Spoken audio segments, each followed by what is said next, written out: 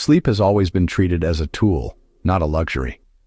Long before memory foam, climate control, or electric blankets, folks adjusted bedding with precision because poor sleep meant reduced strength, slower thinking, and lower chances of survival.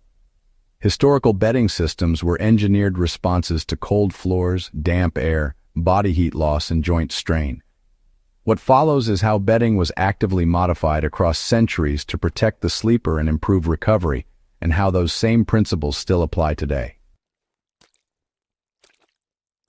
Elevating the body was the first and most important adjustment. The earliest and most consistent bedding modification was elevation.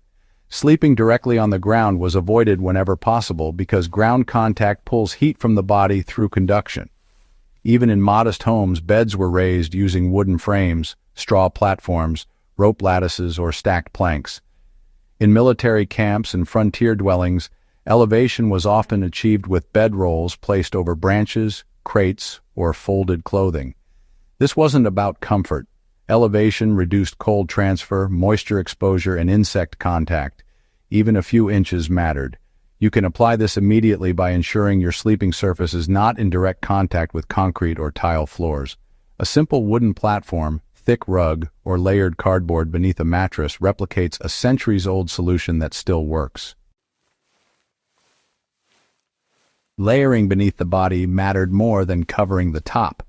Historical sleepers understood that insulation under the body was more valuable than heavy coverings above. Straw mattresses, wool pads, folded blankets, and hay sacks were placed beneath the sleeper because body weight compresses insulation and creates heat loss points. This is why traditional beds often looked overbuilt underneath and relatively modest on top. During wartime, soldiers routinely placed coats, spare uniforms, or even paper between their bodies and the ground. In civilian homes, quilts were folded and placed beneath hips and shoulders rather than spread evenly. Today, this principle applies by reinforcing mattress zones. Placing a folded wool blanket, thick cotton pad, or even a sleeping bag beneath the torso improves heat retention and reduces pressure on joints without adding bulk on top.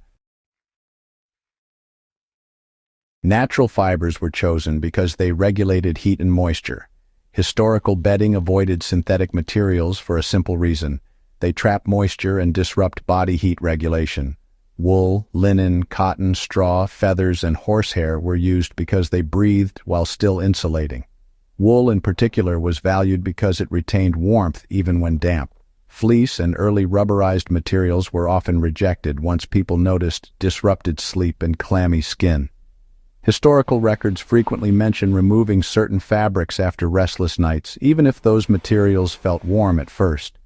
Modern sleepers can learn from this by prioritizing wool blankets, cotton sheets, and breathable mattress toppers.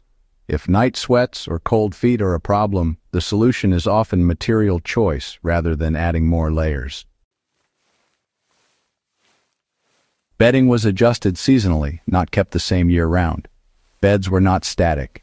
They changed with the seasons. In warmer months, straw was reduced, wool removed, and linens lightened. In colder months, additional layers were added beneath and around the body, not just on top. Feather beds were often rotated or shaken to restore loft and insulation.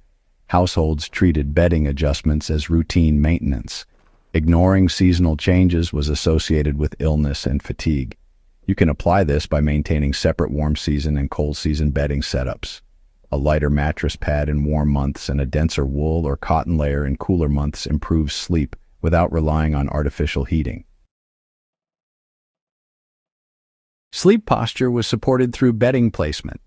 Historical sleepers didn't rely on shaped pillows or ergonomic mattresses. Instead, they adjusted bedding to support posture. Rolled blankets were placed under knees, along the lower back, or beneath the neck. This was especially common among older adults and laborers dealing with joint pain.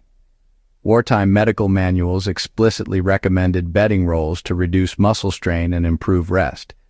These adjustments were individualized and changed as the body changed.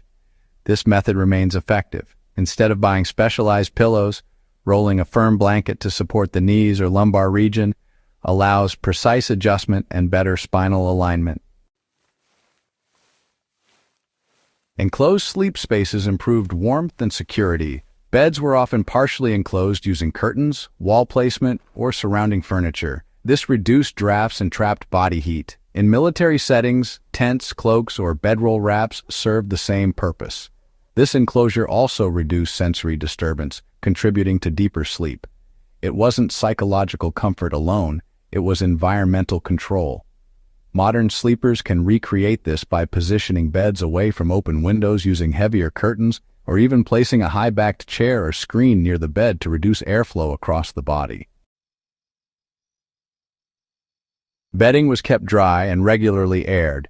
Moisture, ruined sleep quality. Bedding was aired daily when possible, shaken out and dried near fires or sunlight. Damp bedding was associated with illness, stiffness, and exhaustion.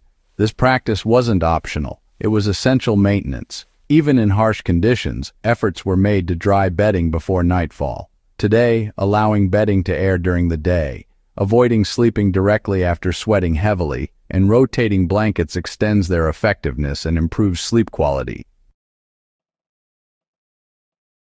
Weight distribution was intentionally uneven. Contrary to modern uniform mattresses, historical bedding often placed more padding under the torso and less under the legs. This reduced pressure on vital organs and joints while allowing cooler extremities. Cold feet were addressed with localized insulation rather than thickening the entire bed. You can do this by folding blankets beneath hips and shoulders while using lighter coverage for legs, adding warmth only where needed. Bedding adjustments were considered part of personal discipline. Good sleep was seen as something earned through preparation.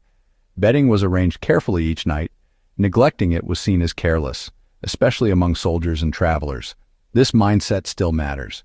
Treating bedding as an active system rather than a static object improves sleep consistency and recovery. If you take one thing from this, let it be this. Historical sleepers didn't chase comfort. They engineered rest. Every layer, material, and placement served a purpose. These methods weren't primitive. They were refined through necessity, observation, and experience. Apply these adjustments deliberately, and you'll find that better sleep doesn't require modern gadgets, only attention to what actually matters. If this guide added value to your understanding of historical living systems, make sure you subscribe to Warfield Prepper Chronicles. Share this with fellow researchers and survivalists, and keep these lessons alive by putting them to use.